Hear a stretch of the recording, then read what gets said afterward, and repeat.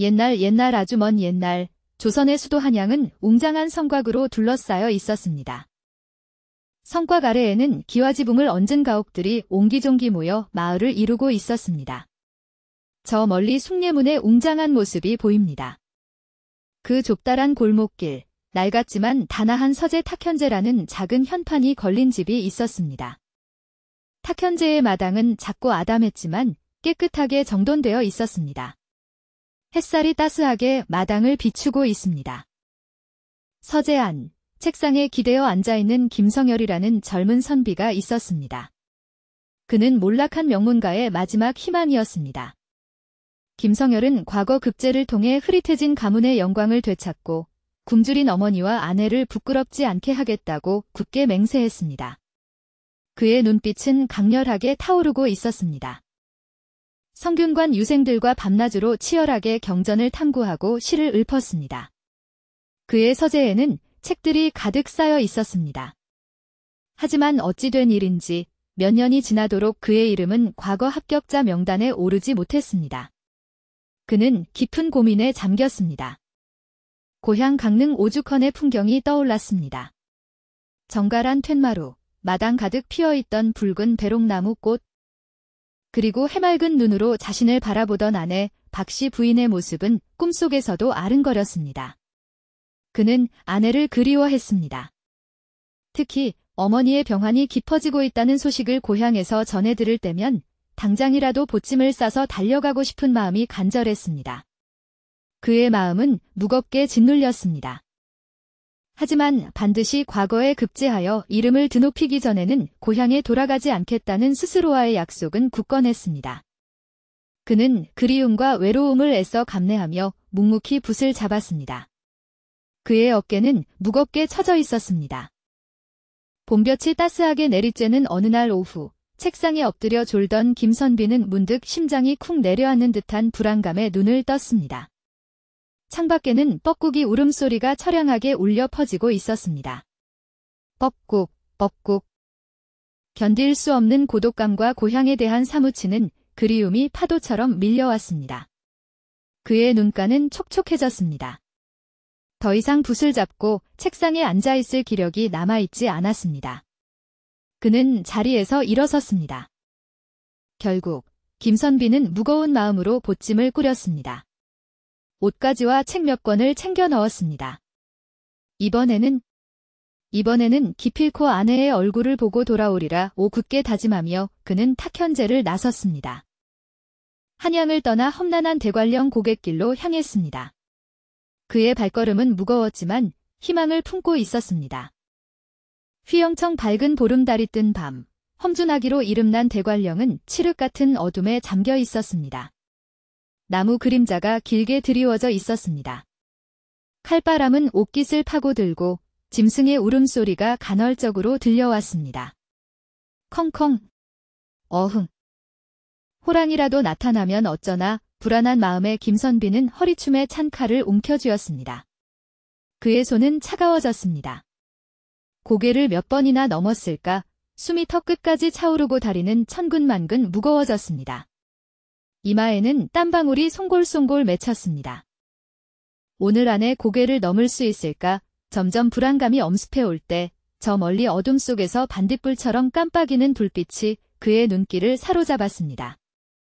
자세히 보니 고갯길 중턱에 작고 허름한 주막 한 채가 외로이 불을 밝히고 있었습니다.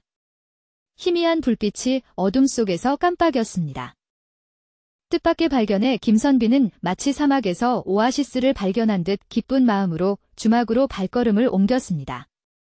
그의 발걸음이 빨라졌습니다. 객이 오셨네. 어서 들어오시구려. 이 밤에 어딜 그리 바삐 가시는가? 주막 문을 열고 들어서자 인자한 미소를 머금은 여주인 최씨 부인이 반갑게 맞이했습니다. 따뜻한 목소리가 귓가에 울렸습니다. 나이는 40대 중반쯤 되어 보였지만 뽀얀 피부와 맑은 눈은 20대 아가씨처럼 앳되어 보였습니다. 그녀의 미소는 따뜻했습니다. 험한 대관령 길을 홀로 넘으시다니 얼마나 고생이 많으셨습니까? 어서 이 따뜻한 방으로 드십시오. 몸이라도 녹이셔야지요.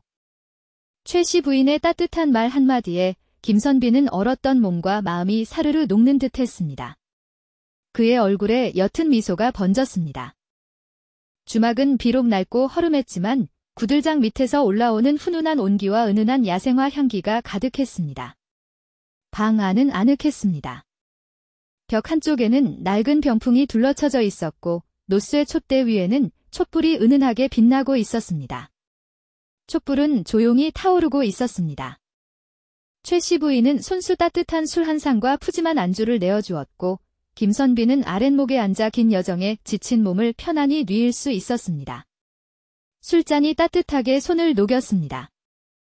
밤이 깊어갈수록 김선비는 묘한 기분에 사로잡혔습니다. 술 기운이 은근하게 올라왔습니다. 최 씨 부인은 밤이 늦도록 잠자리에 들지 않고 묵묵히 술 시중을 들었습니다. 그녀의 눈빛은 어딘가 슬퍼 보였습니다. 술잔을 기울일 때마다 최 씨 부인의 뽀얀 얼굴은 촛불 아래 더욱 붉게 물들었고 깊고 슬픈 눈빛은 밤하늘의 별처럼 빛났습니다. 그녀의 눈동자는 깊고 어두웠습니다. 부드러운 목소리와 섬섬옥수로 술잔을 채워주는 모습은 김선비의 마음을 자꾸만 흔들었습니다. 그는 최 씨 부인에게 눈길이 자꾸 갔습니다. 오랜 금욕 생활에 지쳐있던 김선비는 순간적으로 해서는 안 될 위험한 상상에 빠져들기도 했습니다. 그의 얼굴이 살짝 붉어졌습니다. 그러나 이내 정신을 차리고 고향에 두고 온 아내 박씨 부인의 해맑은 웃음과 순수한 눈빛을 떠올리며 흐트러진 마음을 다잡았습니다. 그는 고개를 저었습니다. 나는 아내가 있는 몸이다. 부인을 실망시켜서는 안 된다. 김선비는 술잔을 내려놓고 헛기침을 했습니다. 나그네 염치불고하고 부탁 하나만 들어주시겠습니까? 혹시 불편하시다면 김선비는 의아한 눈빛으로 최 씨 부인을 바라보았습니다. 그녀의 얼굴은 붉어져 있었습니다. 오늘 밤 저를 품에 안아주시면 안 될까요? 외로운 밤입니다. 최 씨 부인의 입술은 가늘게 떨리고 있었습니다. 애처로운 눈빛은 간절함을 넘어 마치 마지막 희망을 붙잡으려는 듯 애원하는 것 같았습니다. 그녀의 눈에서 눈물이 핑 돌았습니다. 최 씨 부인의 갑작스러운 고백에 김선비는 숨을 멈춘 듯 굳어버렸습니다. 그의 심장이 쿵쾅거렸습니다. 뇌리에는 주역의 구절과 성현의 가르침이 번개처럼 스쳐 지나갔습니다. 군자는 그러나 동시에 마음 한구석에서는 격렬하게 요동치는 욕망 또한 느꼈습니다. 그는 갈등했습니다.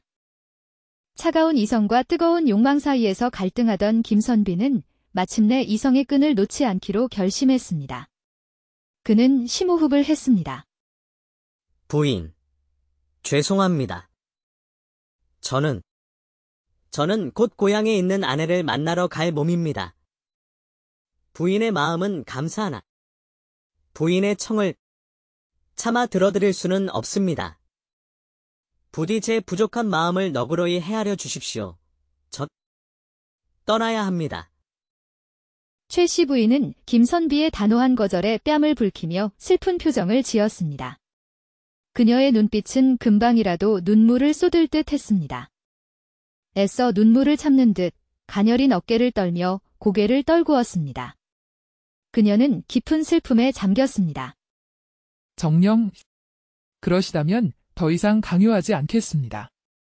나그네의 뜻을 존중하겠습니다. 부디 편히 쉬십시오. 따뜻한 밤 보내시길 바랍니다. 최 씨 부인은 조용히 방문을 닫고 방을 나갔고 김선비는 무거운 마음과 함께 밀려오는 피로감에 깊은 잠에 빠져들었습니다. 그는 잠 못 이루는 밤을 보냈습니다. 다음 날 새벽, 닭 우는 소리에 잠에서 깬 김선비는 서둘러 보찜을 챙겨 주막을 나섰습니다. 꽃기호, 닭 울음소리가 새벽을 알렸습니다. 차가운 새벽 공기가 폐부 깊숙이 스며들었습니다. 그는 옷깃을 여몄습니다. 최 씨 부인에게 미안한 마음과 알 수 없는 묘한 아쉬움, 그리고 스스로에 대한 옅은 실망감이 뒤섞여 발걸음은 천근만근 무거웠습니다. 그의 마음은 복잡했습니다. 고향 강릉 오죽헌에 도착하자 아내 박씨 부인이 맨발로 툇마루에서 뛰어나와 김선비를 뜨겁게 맞이했습니다. 그녀의 얼굴은 기쁨으로 가득 차 있었습니다. 낭군. 정말 오셨군요. 정말 꿈은 아니겠지요? 보고 싶었어요, 낭군. 얼마나 기다렸는지 몰라요. 아내의 눈가에는 기쁨의 눈물이 글썽거리고 있었습니다. 오랜만에 만난 아내는 여전히 해맑고 아름다웠습니다. 그녀의 미소는 햇살처럼 밝았습니다. 김선비는 아내의 따뜻한 품에 안겨 그간의 모든 외로움과 번뇌를 잊었습니다. 그는 아내의 품에서 안도감을 느꼈습니다. 따뜻한 아침 밥상을 마주하고 아내와 밤늦도록 정다운 이야기를 나누며 김선비는 비로소 마음의 평안을 되찾았습니다. 웃음꽃이 피어났습니다. 하지만 행복한 시간도 잠시, 밤이 깊어지자 문득 대관령 주막의 최씨 부인이 다시 떠올랐습니다. 조용한 밤, 그는 홀로 생각에 잠겼습니다. 고요한 밤, 촛불 아래 슬픔에 잠겨있던 최씨 부인의 애처로운 눈빛이 자꾸만 뇌리에 맴돌았습니다. 그는 그녀의 눈빛을 잊을 수 없었습니다. 묘한 죄책감과 함께 지난밤 최씨 부인의 간절한 유혹을 매몰차게 뿌리친 것이 과연 잘한 일이었을까 하는 의문이 마음속에서 떠나지 않았습니다. 그는 후회하는 걸까요? 밤늦도록 잠 못 이루던 김선비는 결국 스스로의 마음을 확인하기 위해 다시 대관령 주막으로 돌아가기로 마음먹었습니다. 그는 결심했습니다. 혹시 부인이 무슨 곤경에 처한 것은 아닐까? 내가 너무 매정하게 대한 것은 아닐까? 온갖 걱정과 궁금증이 꼬리에 꼬리를 물고 이어졌습니다. 그는 불안했습니다. 다음 날, 김선비는 무거운 발걸음을 옮겨 다시 험준한 대관령 고갯길을 넘어 주막을 찾았습니다. 그는 다시 고갯길을 오르기 시작했습니다.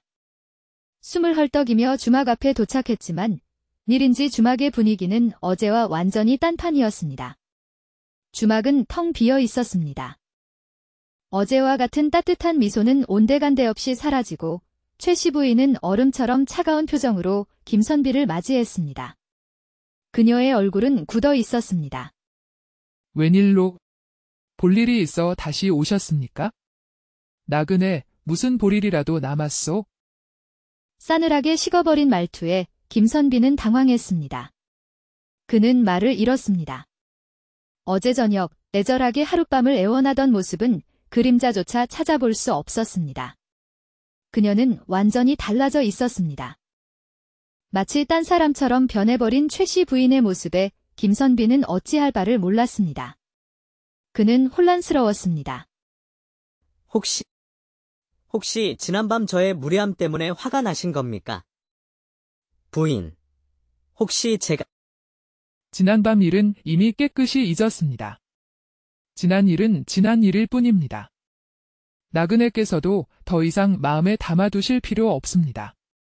잊으십시오. 그리고 이제 저는 나그네와 하룻밤을 보낼 이유가 없습니다.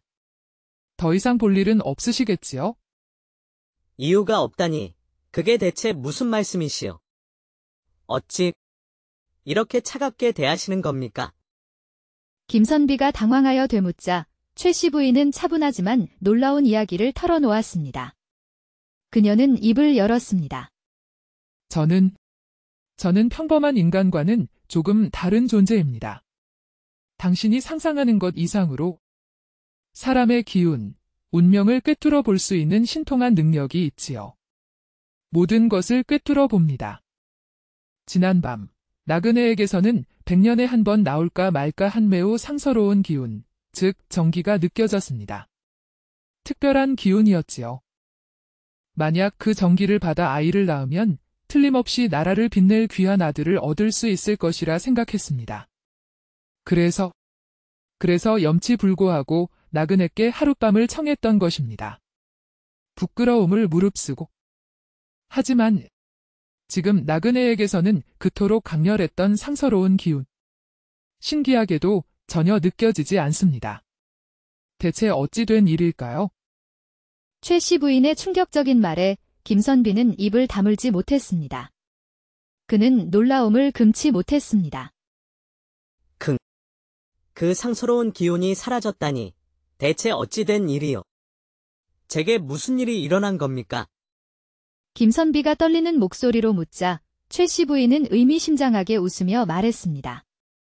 그녀의 미소는 차가웠습니다. 글쎄요. 아마도 그 귀한 정기를 부인에게 모두 쏟아내고 오신 탓이겠지요. 짐작하시겠습니까? 최 씨 부인은 덧붙여 놀라운 예언을 전했습니다.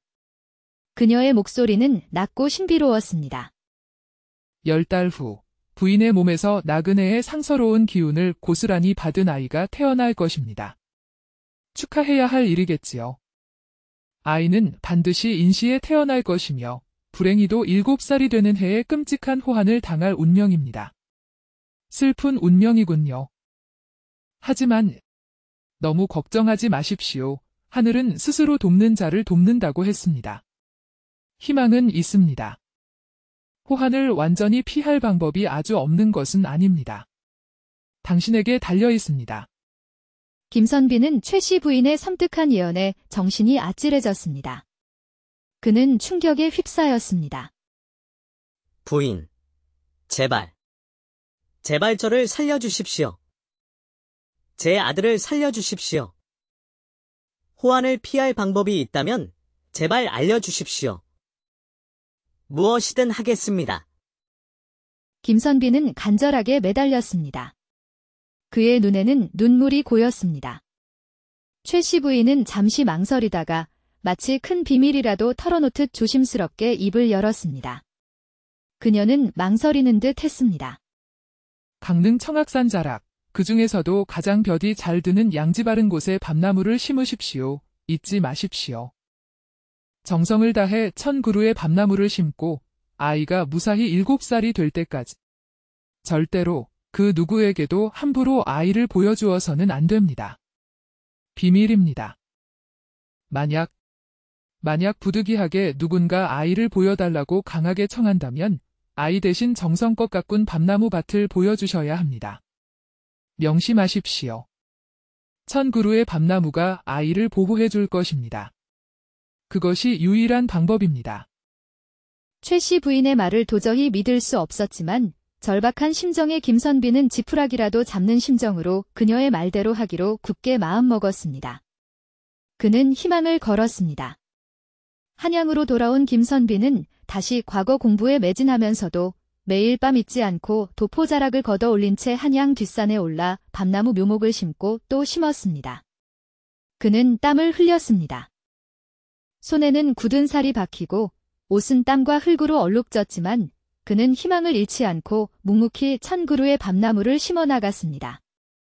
그의 노력은 계속되었습니다. 정확히 10달 후 봄비가 촉촉하게 내리는 어느 날 새벽 김선비에게 아들이 태어났다는 기쁜 소식이 전해졌습니다. 아이가 태어났습니다. 신기하게도 아이는 정말 최 씨 부인이 예언했던 인시의 맑은 울음소리를 터뜨렸고 김선비는 최 씨 부인의 신비로운 예지에 다시 한번 소름이 돋았습니다. 으앙, 으앙, 아기의 울음소리가 맑게 울려 퍼졌습니다. 아들의 이름은 이이라 지었습니다. 그는 아들의 이름을 정성스럽게 지었습니다. 그 후로도 김선비는 매일 밤 뒷산에 올라 밤나무를 정성껏 가꾸었고 아들 이이를 끔찍이 아끼며 키웠습니다. 그의 사랑은 깊었습니다. 밤나무 밭은 무럭무럭 자라 숲을 이루었고 김선비의 얼굴에는 늘 미소가 떠나지 않았습니다. 그의 얼굴은 행복으로 빛났습니다. 세월은 쏜살같이 흘러 김선비의 아들 이이는 어느덧 7살이 되었습니다. 시간은 빠르게 흘러갔습니다. 밤나무 밭은 더욱 울창해졌고 이이는 또래 아이들보다 총명하고 의젓하게 자랐습니다. 아이는 건강하게 자랐습니다. 하지만 김선비는 마음 한편에 늘 불안감을 감출 수 없었습니다. 그는 불안한 마음을 감추지 못했습니다. 최 씨 부인의 섬뜩한 예언, 7살 호환이라는 그림자가 짙게 드리워져 있었기 때문입니다. 그림자는 점점 짙어졌습니다. 드디어 운명의 7번째 생일을 며칠 앞둔 어느 날 저녁, 낡은 삿갓을 쓴 한 노스님이 김선비의 집을 찾아왔습니다. 불길한 기운이 감돌았습니다. 초췌한 모습이었지만 예사롭지 않은 기운을 풍기는 노스님은 정중하게 합장하며 말했습니다.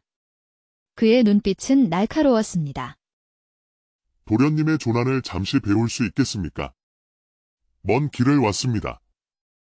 순간 김선비는 등골이 서늘해지는 것을 느꼈습니다. 그는 오싹함을 느꼈습니다. 본능적으로 노스님이 심상치 않은 존재임을 직감했습니다. 위험한 기운이 느껴졌습니다. 최 씨 부인의 경고, 누군가 아이를 보여달라고 하면 아이 대신 밤나무 밭을 보여주라는 말이 뇌리를 스치고 지나갔습니다. 그는 기억해냈습니다. 김선비는 떨리는 손으로 노스님을 정중하게 맞이하며 뒷산 밤나무 밭으로 안내했습니다. 그는 불안감을 감추려 애썼습니다. 스님, 죄송하지만 제 아들은 지금 잠시 볼 수 없습니다. 몸이 좀 좋지 않아서. 대신 제 아들이 정성껏 키우고 있는 밤나무 밭을 보여드리겠습니다. 스님, 이쪽으로. 김선비는 불안한 눈빛으로 노스님을 밤나무 밭으로 이끌었습니다. 그의 발걸음은 무거웠습니다. 울창한 밤나무 숲을 묵묵히 둘러보던 노스님은 갑자기 걸음을 멈추고 나지막이 을조렸습니다. 그는 밤나무 숲을 자세히 살펴보았습니다. 과연 1000그루의 밤나무로군. 꽤나 정성을 들였겠어. 노스님은 손으로 밤나무를 하나하나 세기 시작했습니다. 하나, 둘, 셋, 99번째 밤나무를 세던 노스님은 갑자기 험악한 표정을 지으며 김선비를 매섭게 노려보았습니다. 그의 눈빛이 변했습니다. 속였구나. 감히 나를 속였. 이것은 밤나무가 아니야. 가짜 밤나무 묘목이 섞여 있구나. 내놈. 노스님의 음성은 쩌렁쩌렁 울렸고 주변 공기가 순식간에 차갑게 식어버렸습니다. 그의 목소리는 숲을 뒤흔들었습니다. 김선비는 깜짝 놀라 노스님이 가리킨 1000번째 밤나무를 살펴보았습니다. 그는 떨리는 손으로 밤나무를 확인했습니다. 정말로 1000번째 밤나무는 잎이 시들고 줄기가 꺾인 채 말라 죽어가고 있었습니다. 잎은 갈색으로 변해 있었습니다. 자세히 보니 밤나무 묘목이 아닌 엉뚱한 잡목이 심어져 있었습니다. 분명히 밤나무라고 생각했는데 대체 어찌 된 일일까? 그는 혼란에 빠졌습니다. 바로 그 순간 노스님의 눈이 핏빛으로 붉게 충혈되며 섬뜩한 기운을 뿜어냈습니다. 붉은 눈빛이 번뜩였습니다. 아이는 어디 있느냐? 당장 아이를 내놓아라. 으르렁. 그렇지 않으면 내 놈과 내 아이 못 찢어 죽여버릴 것이다. 으아. 노스님의 얼굴은 일그러지고 입가에는 날카로운 송곳니가 삐져나왔습니다. 그의 모습은 흉측하게 변했습니다. 삿갓 아래 감춰져 있던 것은 인간의 탈을 쓴 흉악한 호랑이 요괴의 본 모습이었습니다. 드디어 최악의 순간이 닥쳐온 것입니다. 공포가 엄습했습니다. 절체절명의 위기, 김선비는 눈을 질끈 감았습니다. 이제 끝인가 그는 절망했습니다. 바로 그때 숲속 깊은 곳에서 맑고 청아한 여인의 목소리가 울려 퍼졌습니다. 아름다운 목소리가 숲을 울렸습니다. 흉악한 요괴야. 내 놈의 눈은 옹이구멍이냐. 어리석은 요괴 같으니. 눈을 크게 뜨고 다시 보아라. 똑똑히 보아라. 저기, 저 분홍빛 꽃을 피운 나무, 저것도 밤나무다. 자세히 살펴보거라. 노스님은 날카로운 송곳니를 드러낸 채 목소리가 들린 곳을 험악하게 쏘아보았습니다. 그는 분노했습니다. 산중턱, 깎아지른 듯한 절벽 위에 홀로 서 있는 아름들이 나무 한 그루. 연분홍빛 꽃망울을 활짝 터뜨린 채 달빛 아래 은은하게 빛나고 있었습니다. 나무는 신비롭게 빛났습니다. 노스님은 믿을 수 없다는 듯 눈을 부릅떴습니다. 그는 혼란스러워했습니다. 분명히 밤나무 밭에는 밤나무가 1000그루 심어져 있었는데 어째서 저런 엉뚱한 나무가 섞여 있는 것이지? 그는 이해할 수 없었습니다. 혼란스러워하던 노스님은 마침내 깨달았습니다. 그는 깨달음을 얻었습니다. 저것은 나도밤나무. 밤나무와 잎모양이 비슷하지만 꽃이 피는 그는 나도밤나무임을 알아챘습니다. 크게 낭패한 노스님은 으르렁거리는 울음소리를 내며 순식간에 숲속으로 자취를 감추었습니다. 요괴는 사라졌습니다. 김선비는 그 자리에 정신을 잃고 쓰러졌다가 한참 만에 깨어났습니다. 그는 기절했었습니다. 온몸은 식은땀으로 젖어 있었고 다리는 풀려 제대로 서 있을 수조차 없었습니다. 그는 힘이 빠져 있었습니다. 다음 날 아침, 김선비는 집안의 귀한 물건들을 챙겨 다시 대관령 고갯길을 찾았습니다. 그는 다시 주막으로 향했습니다. 혹시나 하는 마음에 밤새도록 꿈속에서 아른거렸던 주막이 있던 자리에 도착했지만 주막은 온데간데 없이 사라지고 분홍빛 꽃을 피운 나도밤나무 한 그루만이 덩그러니 서 있었습니다. 주막은 사라지고 없었습니다. 그제야 김선비는 모든 것을 깨달았습니다. 그는 모든 진실을 알게 되었습니다. 주막의 여주인 최씨 부인은 인간의 마음을 시험하는 대관령 산신령이었고 나도밤나무는 아들 이를 호한으로부터 기적처럼 지켜준 수호신이었던 것입니다. 모든 것은 산신령의 뜻이었습니다. 산신령은 정절을 시험했고 나도밤나무는 지혜를 시험했던 것입니다. 시험은 끝났습니다. 그 후 김선비의 아들 이인은 훗날 율곡이라는 이름으로 조선 최고의 성리학자이자 경세가 위대한 학자가 되었습니다. 그의 이름은 역사에 길이 남았습니다. 율곡이인은 어린 시절 강릉 오죽헌에서 나도밤나무를 심고 가꾸며 자연과 더불어 성장했다고 합니다. 자연 속에서 그는 꿈을 키웠습니다. 이 이야기는 율곡이가 태어난 강릉 오죽헌의 아름다운 전설처럼 구전되어 내려오고 있다고 합니다. 전설은 영원히 이어질 것입니다.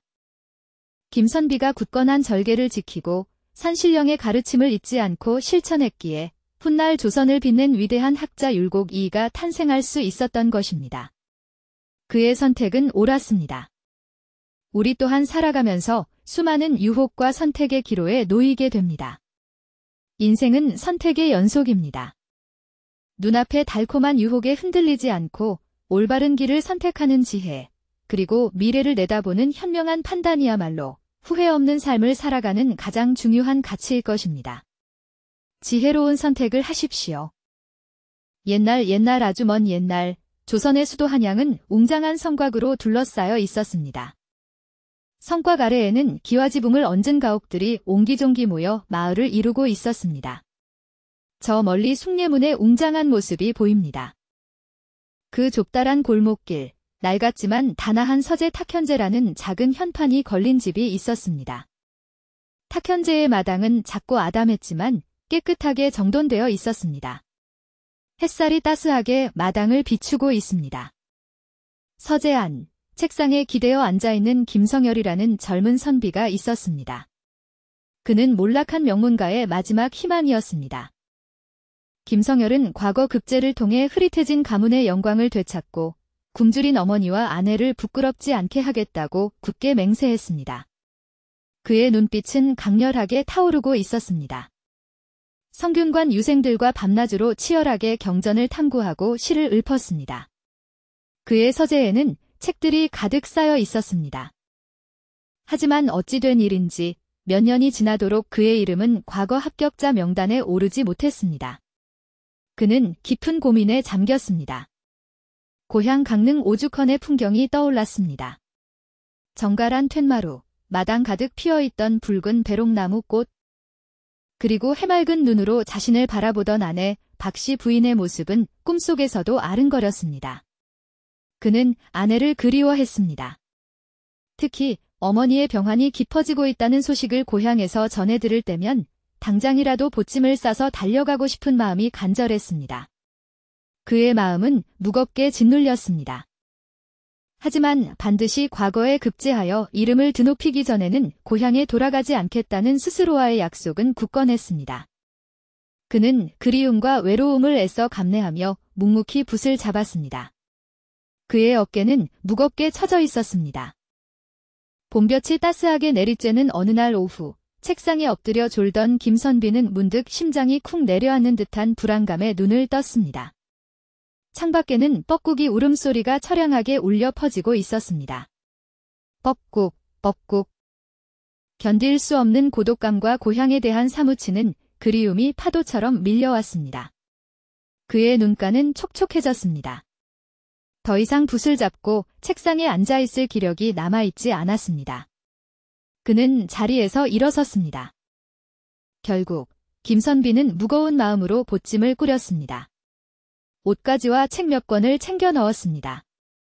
이번에는 기필코 아내의 얼굴을 보고 돌아오리라 굳게 다짐하며 그는 탁현재를 나섰습니다.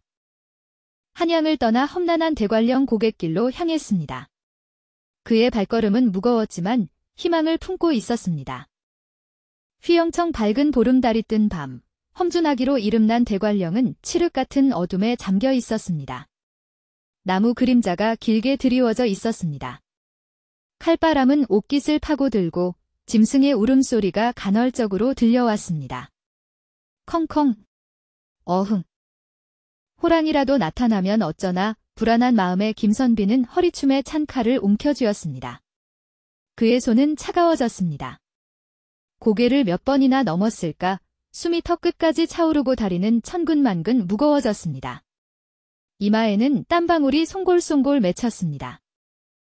오늘 안에 고개를 넘을 수 있을까 점점 불안감이 엄습해 올 때 저 멀리 어둠 속에서 반딧불처럼 깜빡이는 불빛이 그의 눈길을 사로잡았습니다. 자세히 보니 고갯길 중턱에 작고 허름한 주막 한 채가 외로이 불을 밝히고 있었습니다. 희미한 불빛이 어둠 속에서 깜빡였습니다. 뜻밖의 발견에 김선비는 마치 사막에서 오아시스를 발견한 듯 기쁜 마음으로 주막으로 발걸음을 옮겼습니다. 그의 발걸음이 빨라졌습니다. 객이 오셨네. 어서 들어오시구려. 이 밤에 어딜 그리 바삐 가시는가? 주막 문을 열고 들어서자 인자한 미소를 머금은 여주인 최씨 부인이 반갑게 맞이했습니다. 따뜻한 목소리가 귓가에 울렸습니다. 나이는 40대 중반쯤 되어 보였지만 뽀얀 피부와 맑은 눈은 20대 아가씨처럼 앳되어 보였습니다. 그녀의 미소는 따뜻했습니다.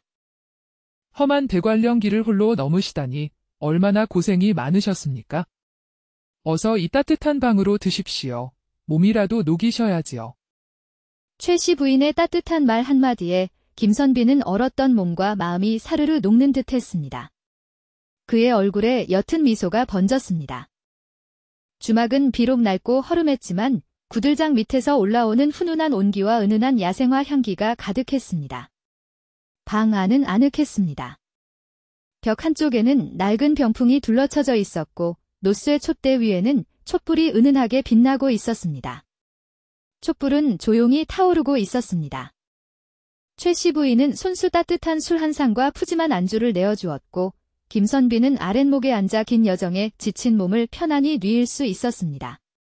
술잔이 따뜻하게 손을 녹였습니다. 밤이 깊어갈수록 김선비는 묘한 기분에 사로잡혔습니다. 술기운이 은근하게 올라왔습니다. 최씨 부인은 밤이 늦도록 잠자리에 들지 않고 묵묵히 술 시중을 들었습니다. 그녀의 눈빛은 어딘가 슬퍼 보였습니다. 술잔을 기울일 때마다 최씨 부인의 뽀얀 얼굴은 촛불 아래 더욱 붉게 물들었고 깊고 슬픈 눈빛은 밤하늘의 별처럼 빛났습니다. 그녀의 눈동자는 깊고 어두웠습니다. 부드러운 목소리와 섬섬옥수로 술잔을 채워주는 모습은 김선비의 마음을 자꾸만 흔들었습니다. 그는 최씨 부인에게 눈길이 자꾸 갔습니다. 오랜 금욕 생활에 지쳐있던 김선비는 순간적으로 해서는 안 될 위험한 상상에 빠져들기도 했습니다. 그의 얼굴이 살짝 붉어졌습니다. 그러나 이내 정신을 차리고 고향에 두고 온 아내 박씨 부인의 해맑은 웃음과 순수한 눈빛을 떠올리며 흐트러진 마음을 다잡았습니다. 그는 고개를 저었습니다. 나는 아내가 있는 몸이다. 부인을 실망시켜서는 안 된다. 김선비는 술잔을 내려놓고 헛기침을 했습니다. 나그네 염치불고하고 부탁 하나만 들어주시겠습니까? 혹시 불편하시다면 김선비는 의아한 눈빛으로 최 씨 부인을 바라보았습니다. 그녀의 얼굴은 붉어져 있었습니다. 오늘 밤 저를 품에 안아주시면 안 될까요? 외로운 밤입니다. 최 씨 부인의 입술은 가늘게 떨리고 있었습니다. 애처로운 눈빛은 간절함을 넘어 마치 마지막 희망을 붙잡으려는 듯 애원하는 것 같았습니다. 그녀의 눈에서 눈물이 핑 돌았습니다. 최 씨 부인의 갑작스러운 고백에 김선비는 숨을 멈춘 듯 굳어버렸습니다. 그의 심장이 쿵쾅거렸습니다. 뇌리에는 주역의 구절과 성현의 가르침이 번개처럼 스쳐 지나갔습니다. 군자는 그러나 동시에 마음 한구석에서는 격렬하게 요동치는 욕망 또한 느꼈습니다. 그는 갈등했습니다. 차가운 이성과 뜨거운 욕망 사이에서 갈등하던 김선비는 마침내 이성의 끈을 놓지 않기로 결심했습니다. 그는 심호흡을 했습니다. 부인, 죄송합니다. 저는 곧 고향에 있는 아내를 만나러 갈 몸입니다. 부인의 마음은 감사하나 부인의 청을 차마 들어드릴 수는 없습니다. 부디 제 부족한 마음을 너그러이 헤아려 주십시오. 저 떠나야 합니다. 최 씨 부인은 김선비의 단호한 거절에 뺨을 붉히며 슬픈 표정을 지었습니다. 그녀의 눈빛은 금방이라도 눈물을 쏟을 듯 했습니다. 애써 눈물을 참는 듯 가녀린 어깨를 떨며 고개를 떨구었습니다. 그녀는 깊은 슬픔에 잠겼습니다. 정녕, 그러시다면 더 이상 강요하지 않겠습니다. 나그네의 뜻을 존중하겠습니다. 부디 편히 쉬십시오. 따뜻한 밤 보내시길 바랍니다. 최 씨 부인은 조용히 방문을 닫고 방을 나갔고 김선비는 무거운 마음과 함께 밀려오는 피로감에 깊은 잠에 빠져들었습니다. 그는 잠 못 이루는 밤을 보냈습니다. 다음 날 새벽, 닭 우는 소리에 잠에서 깬 김선비는 서둘러 보찜을 챙겨 주막을 나섰습니다. 꽃기호, 닭 울음소리가 새벽을 알렸습니다. 차가운 새벽 공기가 폐부 깊숙이 스며들었습니다. 그는 옷깃을 여몄습니다. 최 씨 부인에게 미안한 마음과 알 수 없는 묘한 아쉬움, 그리고 스스로에 대한 옅은 실망감이 뒤섞여 발걸음은 천근만근 무거웠습니다. 그의 마음은 복잡했습니다. 고향 강릉 오죽헌에 도착하자 아내 박씨 부인이 맨발로 툇마루에서 뛰어나와 김선비를 뜨겁게 맞이했습니다. 그녀의 얼굴은 기쁨으로 가득 차 있었습니다. 낭군. 정말 오셨군요. 정말 꿈은 아니겠지요? 보고 싶었어요, 낭군. 얼마나 기다렸는지 몰라요. 아내의 눈가에는 기쁨의 눈물이 글썽거리고 있었습니다. 오랜만에 만난 아내는 여전히 해맑고 아름다웠습니다. 그녀의 미소는 햇살처럼 밝았습니다. 김선비는 아내의 따뜻한 품에 안겨 그간의 모든 외로움과 번뇌를 잊었습니다. 그는 아내의 품에서 안도감을 느꼈습니다. 따뜻한 아침 밥상을 마주하고 아내와 밤늦도록 정다운 이야기를 나누며 김선비는 비로소 마음의 평안을 되찾았습니다. 웃음꽃이 피어났습니다. 하지만 행복한 시간도 잠시, 밤이 깊어지자 문득 대관령 주막의 최 씨 부인이 다시 떠올랐습니다. 조용한 밤, 그는 홀로 생각에 잠겼습니다. 고요한 밤, 촛불 아래 슬픔에 잠겨있던 최 씨 부인의 애처로운 눈빛이 자꾸만 뇌리에 맴돌았습니다. 그는 그녀의 눈빛을 잊을 수 없었습니다. 묘한 죄책감과 함께 지난밤 최 씨 부인의 간절한 유혹을 매몰차게 뿌리친 것이 과연 잘한 일이었을까 하는 의문이 마음속에서 떠나지 않았습니다. 그는 후회하는 걸까요? 밤늦도록 잠 못 이루던 김선비는 결국 스스로의 마음을 확인하기 위해 다시 대관령 주막으로 돌아가기로 마음먹었습니다. 그는 결심했습니다. 혹시 부인이 무슨 곤경에 처한 것은 아닐까? 내가 너무 매정하게 대한 것은 아닐까? 온갖 걱정과 궁금증이 꼬리에 꼬리를 물고 이어졌습니다. 그는 불안했습니다. 다음 날 김선비는 무거운 발걸음을 옮겨 다시 험준한 대관령 고갯길을 넘어 주막을 찾았습니다. 그는 다시 고갯길을 오르기 시작했습니다. 숨을 헐떡이며 주막 앞에 도착했지만 일인지 주막의 분위기는 어제와 완전히 딴판이었습니다. 주막은 텅 비어 있었습니다.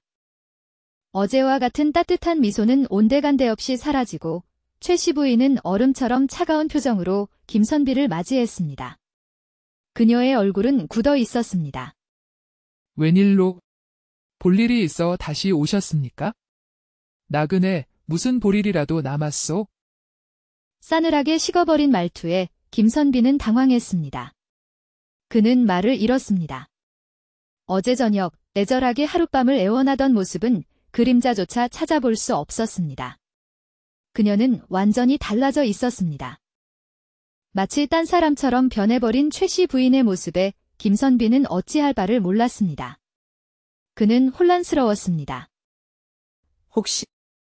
혹시 지난밤 저의 무례함 때문에 화가 나신 겁니까?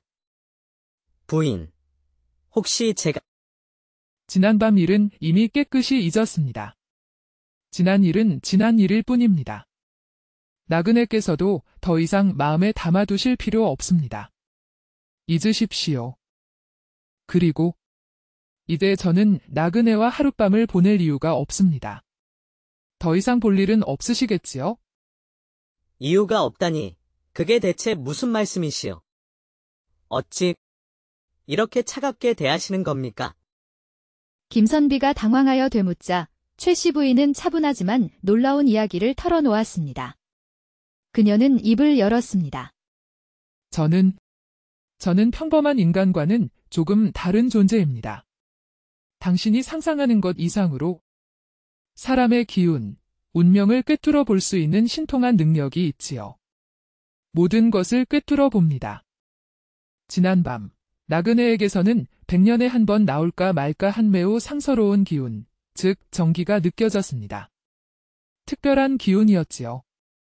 만약 그 정기를 받아 아이를 낳으면 틀림없이 나라를 빛낼 귀한 아들을 얻을 수 있을 것이라 생각했습니다. 그래서 염치불고하고 나그네께 하룻밤을 청했던 것입니다. 부끄러움을 무릅쓰고. 하지만 지금 나그네에게서는 그토록 강렬했던 상서로운 기운. 신기하게도 전혀 느껴지지 않습니다. 대체 어찌 된 일일까요? 최씨 부인의 충격적인 말에 김선비는 입을 다물지 못했습니다. 그는 놀라움을 금치 못했습니다. 그 상서로운 기운이 사라졌다니, 대체 어찌 된 일이요? 제게 무슨 일이 일어난 겁니까? 김선비가 떨리는 목소리로 묻자 최씨 부인은 의미심장하게 웃으며 말했습니다. 그녀의 미소는 차가웠습니다. 글쎄요. 아마도 그 귀한 정기를 부인에게 모두 쏟아내고 오신 탓이겠지요. 짐작하시겠습니까? 최씨 부인은 덧붙여 놀라운 예언을 전했습니다. 그녀의 목소리는 낮고 신비로웠습니다. 10달 후 부인의 몸에서 나그네의 상서로운 기운을 고스란히 받은 아이가 태어날 것입니다. 축하해야 할 일이겠지요. 아이는 반드시 인시에 태어날 것이며 불행히도 7살이 되는 해에 끔찍한 호환을 당할 운명입니다. 슬픈 운명이군요. 하지만 너무 걱정하지 마십시오. 하늘은 스스로 돕는 자를 돕는다고 했습니다. 희망은 있습니다. 호환을 완전히 피할 방법이 아주 없는 것은 아닙니다. 당신에게 달려 있습니다. 김선비는 최씨 부인의 섬뜩한 예언에 정신이 아찔해졌습니다. 그는 충격에 휩싸였습니다. 부인, 제발 저를 살려주십시오. 제 아들을 살려주십시오. 호환을 피할 방법이 있다면 제발 알려주십시오. 무엇이든 하겠습니다. 김선비는 간절하게 매달렸습니다. 그의 눈에는 눈물이 고였습니다. 최씨 부인은 잠시 망설이다가 마치 큰 비밀이라도 털어놓듯 조심스럽게 입을 열었습니다. 그녀는 망설이는 듯 했습니다. 강릉 청악산 자락, 그 중에서도 가장 볕이 잘 드는 양지 바른 곳에 밤나무를 심으십시오. 잊지 마십시오. 정성을 다해 1000그루의 밤나무를 심고 아이가 무사히 7살이 될 때까지 절대로 그 누구에게도 함부로 아이를 보여주어서는 안 됩니다. 비밀입니다. 만약 부득이하게 누군가 아이를 보여달라고 강하게 청한다면 아이 대신 정성껏 가꾼 밤나무 밭을 보여주셔야 합니다. 명심하십시오. 1000그루의 밤나무가 아이를 보호해 줄 것입니다. 그것이 유일한 방법입니다. 최 씨 부인의 말을 도저히 믿을 수 없었지만 절박한 심정의 김선비는 지푸라기라도 잡는 심정으로 그녀의 말대로 하기로 굳게 마음먹었습니다. 그는 희망을 걸었습니다. 한양으로 돌아온 김선비는 다시 과거 공부에 매진하면서도 매일 밤 잊지 않고 도포자락을 걷어 올린 채 한양 뒷산에 올라 밤나무 묘목을 심고 또 심었습니다. 그는 땀을 흘렸습니다. 손에는 굳은 살이 박히고 옷은 땀과 흙으로 얼룩졌지만 그는 희망을 잃지 않고 묵묵히 1000그루의 밤나무를 심어 나갔습니다. 그의 노력은 계속되었습니다. 정확히 10달 후, 봄비가 촉촉하게 내리는 어느 날 새벽, 김선비에게 아들이 태어났다는 기쁜 소식이 전해졌습니다. 아이가 태어났습니다. 신기하게도 아이는 정말 최 씨 부인이 예언했던 인시의 맑은 울음소리를 터뜨렸고 김선비는 최 씨 부인의 신비로운 예지에 다시 한번 소름이 돋았습니다. 으앙. 으앙. 아기의 울음소리가 맑게 울려 퍼졌습니다. 아들의 이름은 이이라 지었습니다. 그는 아들의 이름을 정성스럽게 지었습니다.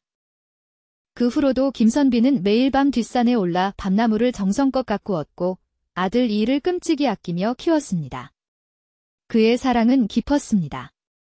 밤나무 밭은 무럭무럭 자라 숲을 이루었고 김선비의 얼굴에는 늘 미소가 떠나지 않았습니다. 그의 얼굴은 행복으로 빛났습니다. 세월은 쏜살같이 흘러 김선비의 아들 이이는 어느덧 7살이 되었습니다. 시간은 빠르게 흘러갔습니다. 밤나무 밭은 더욱 울창해졌고 이이는 또래 아이들보다 총명하고 의젓하게 자랐습니다. 아이는 건강하게 자랐습니다. 하지만 김선비는 마음 한편에 늘 불안감을 감출 수 없었습니다. 그는 불안한 마음을 감추지 못했습니다. 최 씨 부인의 섬뜩한 예언, 7살 호한이라는 그림자가 짙게 드리워져 있었기 때문입니다. 그림자는 점점 짙어졌습니다. 드디어 운명의 7번째 생일을 며칠 앞둔 어느 날 저녁, 낡은 삿갓을 쓴 한 노스님이 김선비의 집을 찾아왔습니다. 불길한 기운이 감돌았습니다. 초췌한 모습이었지만 예사롭지 않은 기운을 풍기는 노스님은 정중하게 합장하며 말했습니다. 그의 눈빛은 날카로웠습니다. 도련님의 조난을 잠시 배울 수 있겠습니까? 먼 길을 왔습니다. 순간 김선비는 등골이 서늘해지는 것을 느꼈습니다.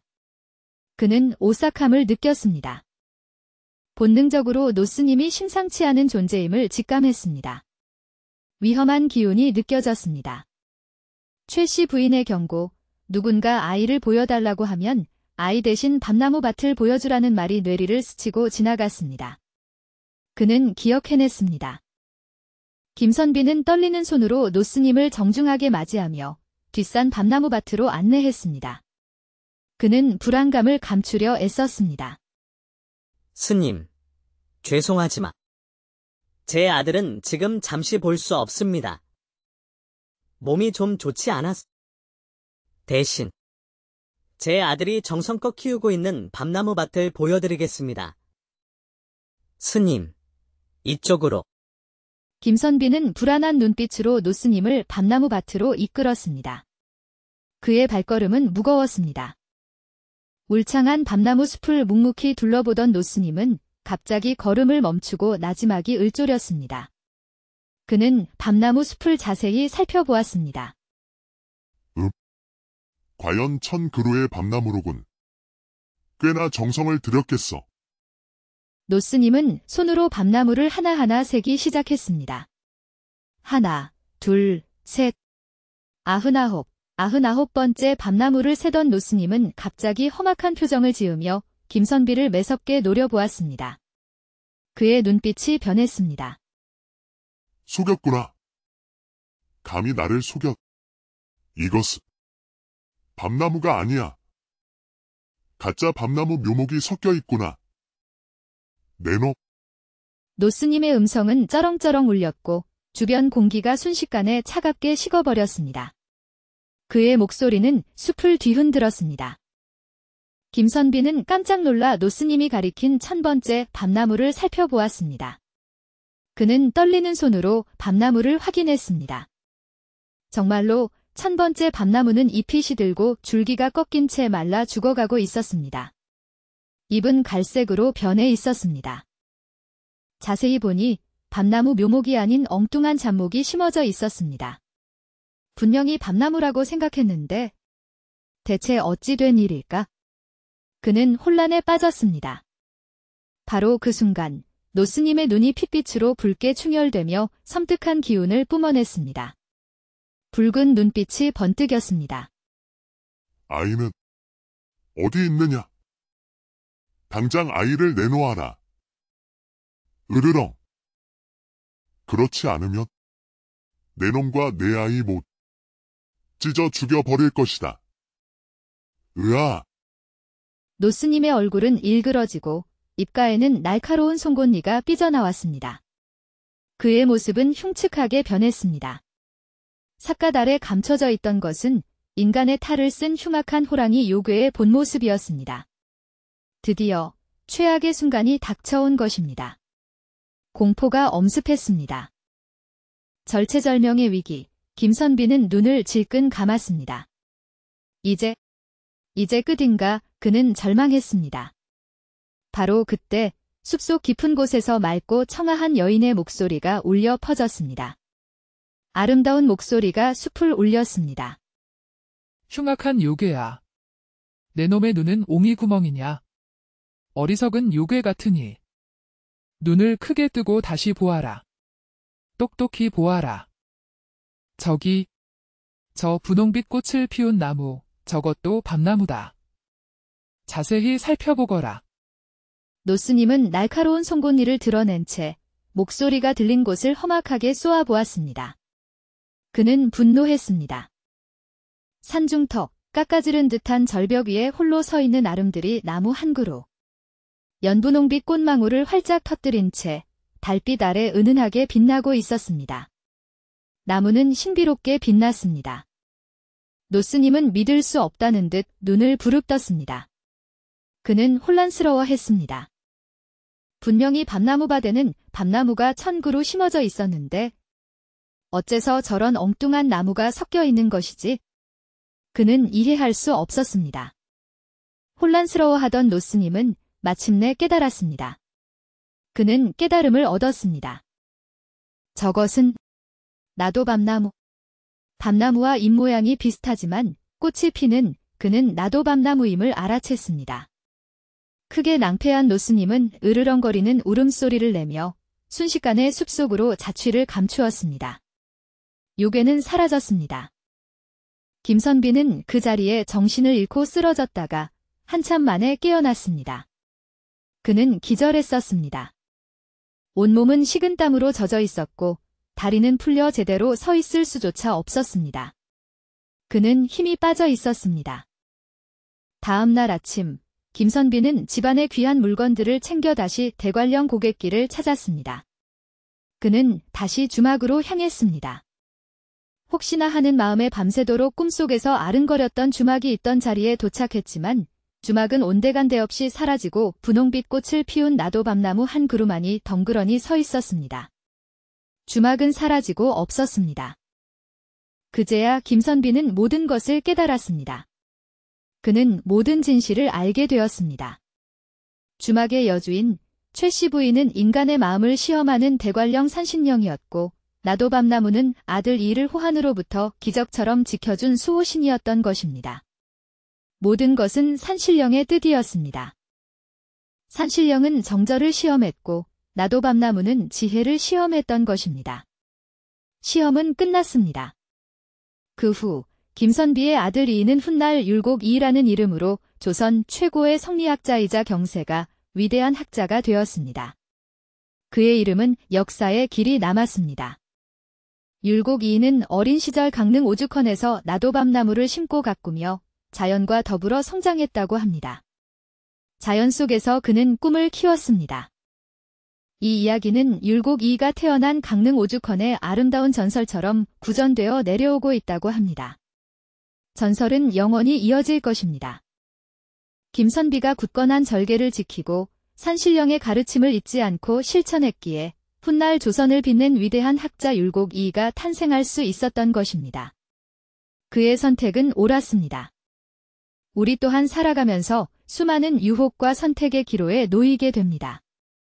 인생은 선택의 연속입니다.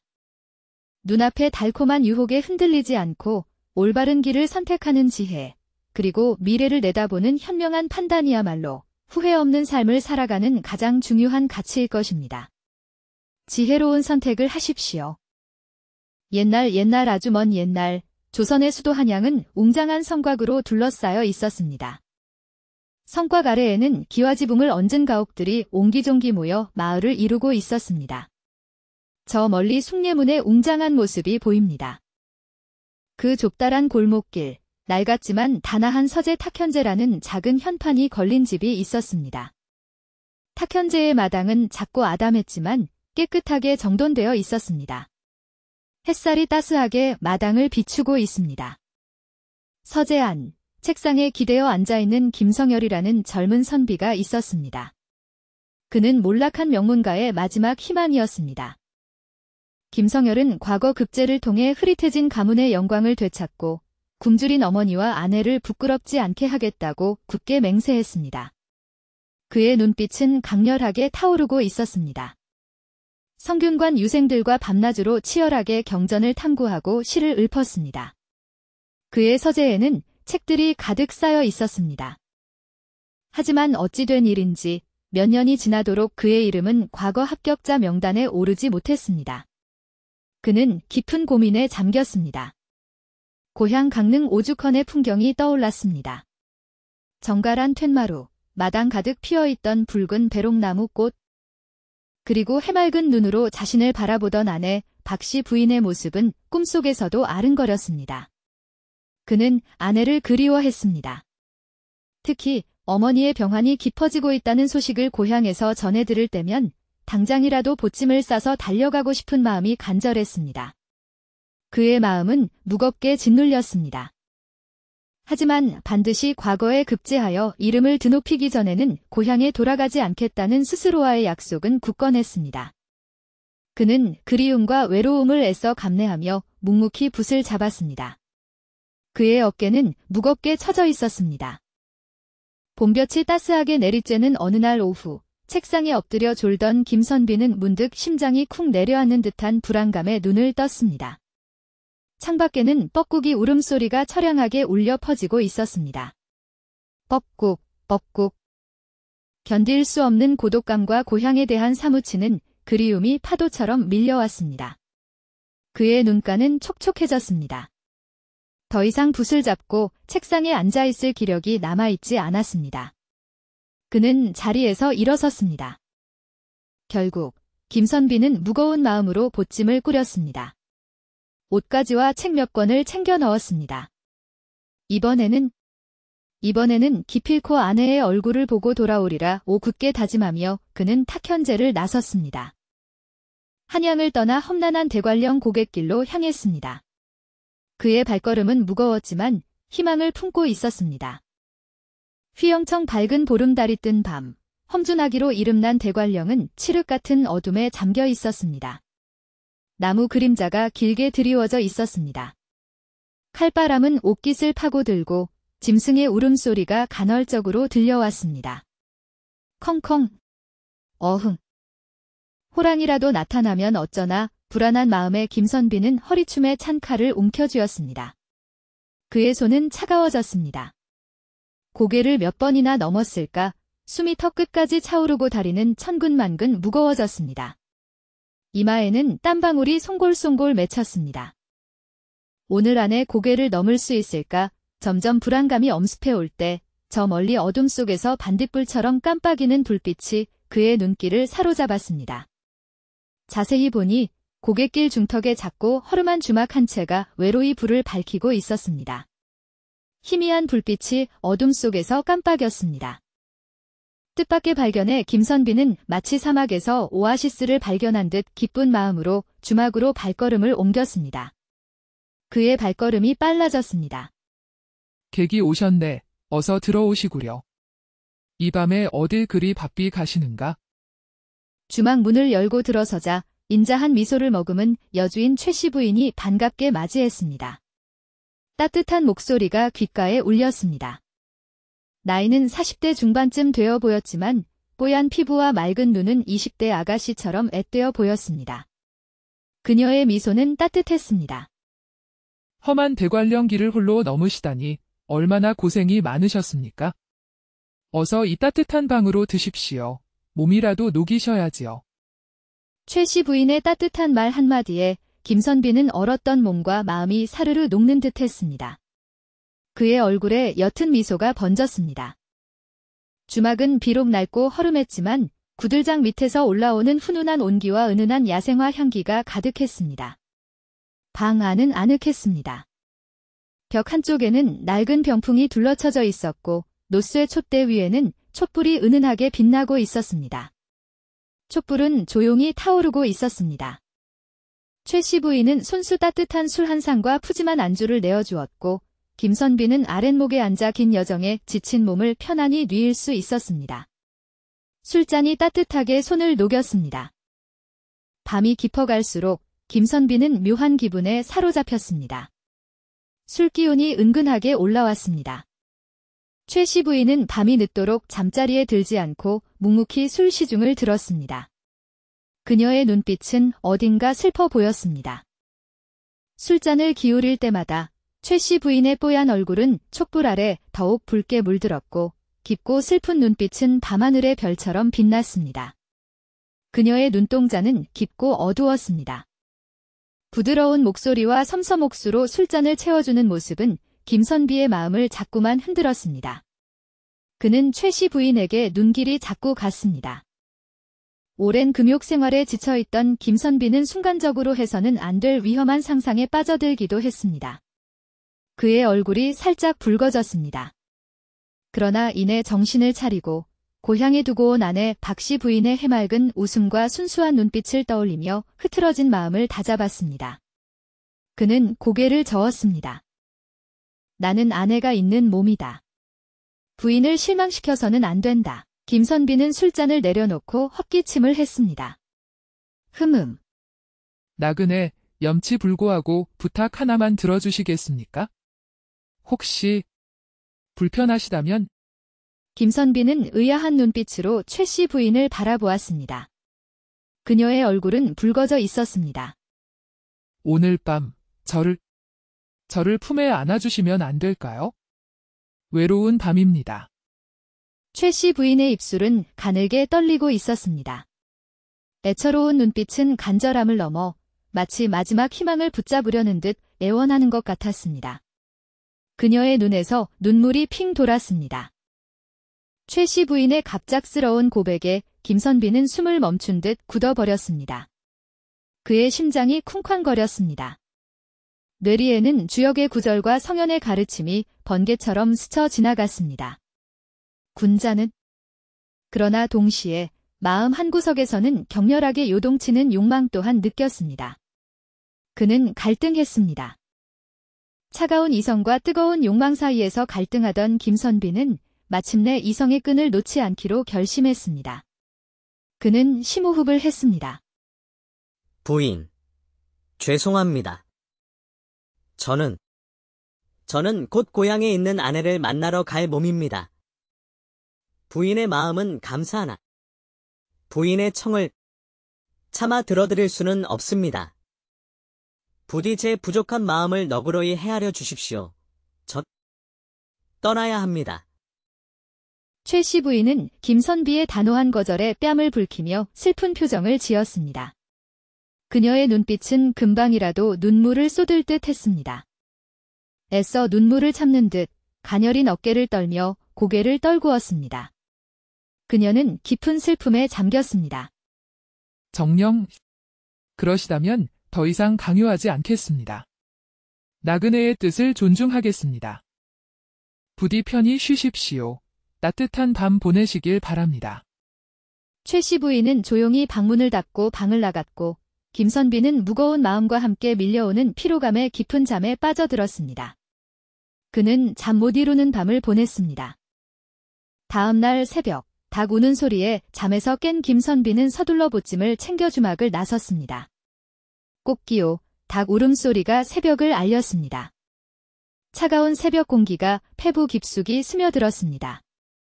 그는 옷깃을 여몄습니다. 최 씨 부인에게 미안한 마음과 알 수 없는 묘한 아쉬움, 그리고 스스로에 대한 옅은 실망감이 뒤섞여 발걸음은 천근만근 무거웠습니다. 그의 마음은 복잡했습니다.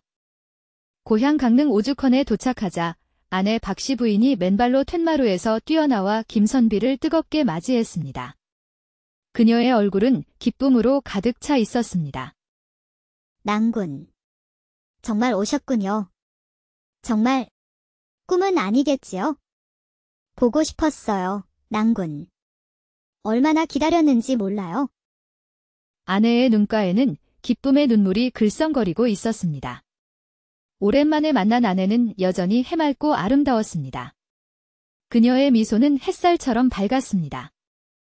김선비는 아내의 따뜻한 품에 안겨 그간의 모든 외로움과 번뇌를 잊었습니다. 그는 아내의 품에서 안도감을 느꼈습니다. 따뜻한 아침 밥상을 마주하고 아내와 밤늦도록 정다운 이야기를 나누며 김선비는 비로소 마음의 평안을 되찾았습니다. 웃음꽃이 피어났습니다. 하지만 행복한 시간도 잠시, 밤이 깊어지자 문득 대관령 주막의 최 씨 부인이 다시 떠올랐습니다. 조용한 밤, 그는 홀로 생각에 잠겼습니다. 고요한 밤, 촛불 아래 슬픔에 잠겨있던 최 씨 부인의 애처로운 눈빛이 자꾸만 뇌리에 맴돌았습니다. 그는 그녀의 눈빛을 잊을 수 없었습니다.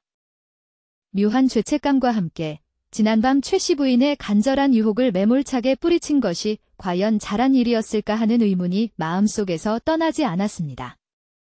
그는 후회하는 걸까요?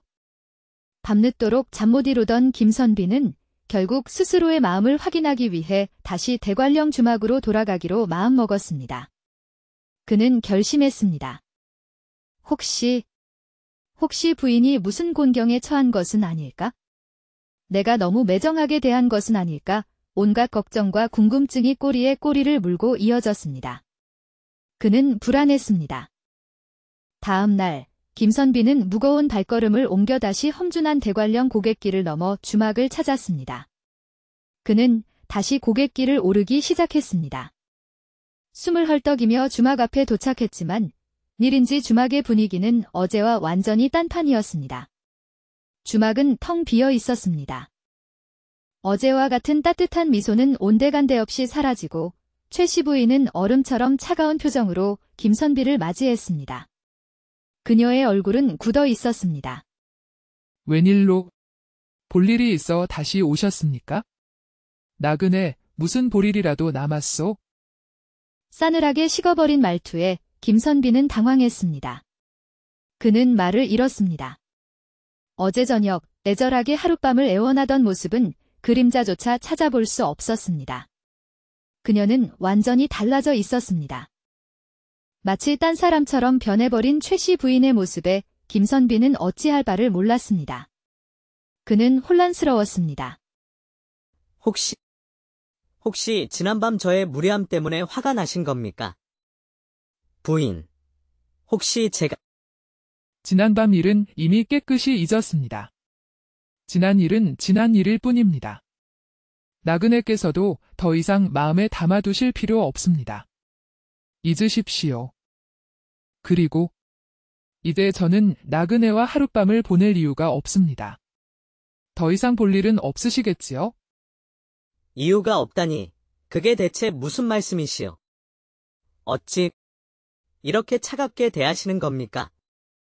김선비가 당황하여 되묻자 최 씨 부인은 차분하지만 놀라운 이야기를 털어놓았습니다. 그녀는 입을 열었습니다. 저는 평범한 인간과는 조금 다른 존재입니다. 당신이 상상하는 것 이상으로 사람의 기운, 운명을 꿰뚫어 볼 수 있는 신통한 능력이 있지요. 모든 것을 꿰뚫어 봅니다. 지난밤, 나그네에게서는 100년에 한 번 나올까 말까 한 매우 상서로운 기운, 즉 정기가 느껴졌습니다. 특별한 기운이었지요. 만약 그 정기를 받아 아이를 낳으면 틀림없이 나라를 빛낼 귀한 아들을 얻을 수 있을 것이라 생각했습니다. 그래서 염치불고하고 나그네께 하룻밤을 청했던 것입니다. 부끄러움을 무릅쓰고. 하지만 지금 나그네에게서는 그토록 강렬했던 상서로운 기운, 신기하게도 전혀 느껴지지 않습니다. 대체 어찌 된 일일까요? 최 씨 부인의 충격적인 말에 김선비는 입을 다물지 못했습니다. 그는 놀라움을 금치 못했습니다. 그 상서로운 기운이 사라졌다니 대체 어찌 된 일이요? 제게 무슨 일이 일어난 겁니까? 김선비가 떨리는 목소리로 묻자 최 씨 부인은 의미심장하게 웃으며 말했습니다. 그녀의 미소는 차가웠습니다. 글쎄요. 아마도 그 귀한 정기를 부인에게 모두 쏟아내고 오신 탓이겠지요. 짐작하시겠습니까? 최 씨 부인은 덧붙여 놀라운 예언을 전했습니다. 그녀의 목소리는 낮고 신비로웠습니다. 10달 후 부인의 몸에서 나그네의 상서로운 기운을 고스란히 받은 아이가 태어날 것입니다. 축하해야 할 일이겠지요. 아이는 반드시 인시에 태어날 것이며 불행히도 7살이 되는 해에 끔찍한 호환을 당할 운명입니다. 슬픈 운명이군요. 하지만 너무 걱정하지 마십시오. 하늘은 스스로 돕는 자를 돕는다고 했습니다. 희망은 있습니다. 호환을 완전히 피할 방법이 아주 없는 것은 아닙니다. 당신에게 달려 있습니다. 김선비는 최 씨 부인의 섬뜩한 예언에 정신이 아찔해졌습니다. 그는 충격에 휩싸였습니다. 부인, 제발 저를 살려주십시오. 제 아들을 살려주십시오. 호환을 피할 방법이 있다면 제발 알려주십시오. 무엇이든 하겠습니다. 김선비는 간절하게 매달렸습니다. 그의 눈에는 눈물이 고였습니다. 최 씨 부인은 잠시 망설이다가 마치 큰 비밀이라도 털어놓듯 조심스럽게 입을 열었습니다. 그녀는 망설이는 듯 했습니다. 강릉 청악산 자락, 그 중에서도 가장 볕이 잘 드는 양지 바른 곳에 밤나무를 심으십시오. 잊지 마십시오. 정성을 다해 1000그루의 밤나무를 심고 아이가 무사히 7살이 될 때까지 절대로 그 누구에게도 함부로 아이를 보여주어서는 안 됩니다. 비밀입니다. 만약 부득이하게 누군가 아이를 보여달라고 강하게 청한다면 아이 대신 정성껏 가꾼 밤나무 밭을 보여주셔야 합니다. 명심하십시오. 1000그루의 밤나무가 아이를 보호해 줄 것입니다. 그것이 유일한 방법입니다. 최 씨 부인의 말을 도저히 믿을 수 없었지만 절박한 심정의 김선비는 지푸라기라도 잡는 심정으로 그녀의 말대로 하기로 굳게 마음먹었습니다. 그는 희망을 걸었습니다. 한양으로 돌아온 김선비는 다시 과거 공부에 매진하면서도 매일 밤 잊지 않고 도포자락을 걷어 올린 채 한양 뒷산에 올라 밤나무 묘목을 심고 또 심었습니다. 그는 땀을 흘렸습니다. 손에는 굳은 살이 박히고 옷은 땀과 흙으로 얼룩졌지만 그는 희망을 잃지 않고 묵묵히 1000그루의 밤나무를 심어 나갔습니다. 그의 노력은 계속되었습니다. 정확히 10달 후 봄비가 촉촉하게 내리는 어느 날 새벽 김선비에게 아들이 태어났다는 기쁜 소식이 전해졌습니다. 아이가 태어났습니다. 신기하게도 아이는 정말 최 씨 부인이 예언했던 인시의 맑은 울음소리를 터뜨렸고 김선비는 최 씨 부인의 신비로운 예지에 다시 한번 소름이 돋았습니다. 으앙. 으앙. 아기의 울음소리가 맑게 울려 퍼졌습니다. 아들의 이름은 이이라 지었습니다. 그는 아들의 이름을 정성스럽게 지었습니다. 그 후로도 김선비는 매일 밤 뒷산에 올라 밤나무를 정성껏 가꾸었고 아들 이이를 끔찍이 아끼며 키웠습니다. 그의 사랑은 깊었습니다. 밤나무밭은 무럭무럭 자라 숲을 이루었고 김선비의 얼굴에는 늘 미소가 떠나지 않았습니다. 그의 얼굴은 행복으로 빛났습니다. 세월은 쏜살같이 흘러 김선비의 아들 이인은 어느덧 7살이 되었습니다. 시간은 빠르게 흘러갔습니다. 밤나무밭은 더욱 울창해졌고 이인은 또래 아이들보다 총명하고 의젓하게 자랐습니다. 아이는 건강하게 자랐습니다. 하지만 김선비는 마음 한편에 늘 불안감을 감출 수 없었습니다. 그는 불안한 마음을 감추지 못했습니다. 최 씨 부인의 섬뜩한 예언, 7살 호환이라는 그림자가 짙게 드리워져 있었기 때문입니다. 그림자는 점점 짙어졌습니다. 드디어 운명의 7번째 생일을 며칠 앞둔 어느 날 저녁, 낡은 삿갓을 쓴 한 노스님이 김선비의 집을 찾아왔습니다. 불길한 기운이 감돌았습니다. 초췌한 모습이었지만 예사롭지 않은 기운을 풍기는 노스님은 정중하게 합장하며 말했습니다. 그의 눈빛은 날카로웠습니다. 도련님의 조난을 잠시 배울 수 있겠습니까? 먼 길을 왔습니다. 순간 김선비는 등골이 서늘해지는 것을 느꼈습니다. 그는 오싹함을 느꼈습니다. 본능적으로 노스님이 심상치 않은 존재임을 직감했습니다. 위험한 기운이 느껴졌습니다. 최 씨 부인의 경고, 누군가 아이를 보여달라고 하면 아이 대신 밤나무 밭을 보여주라는 말이 뇌리를 스치고 지나갔습니다. 그는 기억해냈습니다. 김선비는 떨리는 손으로 노스님을 정중하게 맞이하며 뒷산 밤나무 밭으로 안내했습니다. 그는 불안감을 감추려 애썼습니다. 스님, 죄송하지만 제 아들은 지금 잠시 볼 수 없습니다. 몸이 좀 좋지 않아서. 대신 제 아들이 정성껏 키우고 있는 밤나무 밭을 보여드리겠습니다. 스님, 이쪽으로. 김선비는 불안한 눈빛으로 노스님을 밤나무 밭으로 이끌었습니다. 그의 발걸음은 무거웠습니다. 울창한 밤나무 숲을 묵묵히 둘러보던 노스님은 갑자기 걸음을 멈추고 나지막이 을조렸습니다. 그는 밤나무 숲을 자세히 살펴보았습니다. 과연 1000그루의 밤나무로군. 꽤나 정성을 들였겠어. 노스님은 손으로 밤나무를 하나하나 세기 시작했습니다. 하나, 둘, 셋, 99번째 밤나무를 세던 노스님은 갑자기 험악한 표정을 지으며 김선비를 매섭게 노려보았습니다. 그의 눈빛이 변했습니다. 속였구나. 감히 나를 속였. 이것은 밤나무가 아니야. 가짜 밤나무 묘목이 섞여 있구나. 내놈. 노스님의 음성은 쩌렁쩌렁 울렸고 주변 공기가 순식간에 차갑게 식어버렸습니다. 그의 목소리는 숲을 뒤흔들었습니다. 김선비는 깜짝 놀라 노스님이 가리킨 1000번째 밤나무를 살펴보았습니다. 그는 떨리는 손으로 밤나무를 확인했습니다. 정말로 1000번째 밤나무는 잎이 시들고 줄기가 꺾인 채 말라 죽어가고 있었습니다. 잎은 갈색으로 변해 있었습니다.